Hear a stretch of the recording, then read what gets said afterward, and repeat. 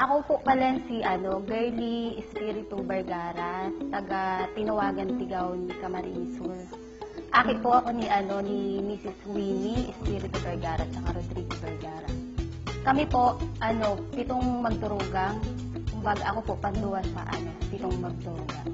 Bali po, after ko po makagraduate ng high school, tigpa po doon na po ako sa yung mga magurang pagklase.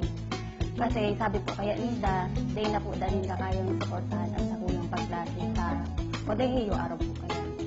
Tapos po, after po kang graduation ko kang high school, nagbalak na po akong magpa-sirdig sa Manila para makipagsapalaran or maghanap po ng ibang trabaho. Ngunyan po, si Samuya pong kapitan, sinabi niya po sa kuya na kung pwede po mag-apply na po ako ng scholarship ni Mayor Arnie. Saro po ako sa natawan na ning Chan na makakuha kang sa iyang scholarship. Nagklase po ako sa PSU or Partido State University sa Goa, Camarines Sur. Ang kinuha ko pong course is Information Technology or PSIT. Nakagraduate po ako ng 4 na taon at BSIT po. Ngunyan po, saro na po ako ng customer service staff sa Webcast Technologies Incorporated. Ngunyan po, masasabi ko po na kang nakuha ko po ang scholarship na ini kay Mayor Arnie, dakula po talagang pagbabalit ng sa'yo.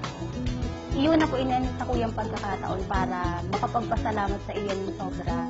Kasi kung dahil sa scholarship niya, mayo po ako sa puntong ini na naiba ang direksyon ng buhay ko.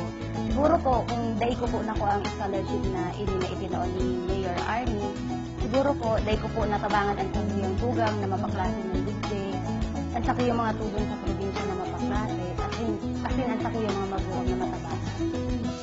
Para po sa kuya, dakula po ang tsansa, as in, dakula po ang tiwala ni Mayor Arnie, kasi bako lang po sa Tigawon, igwa siya ng mga saradik na tawang tigsabangan. Pag siya po naging gobernador kang buong lalawigan, mas grabe pa po siya matabangan, bako lang sa Tigawon.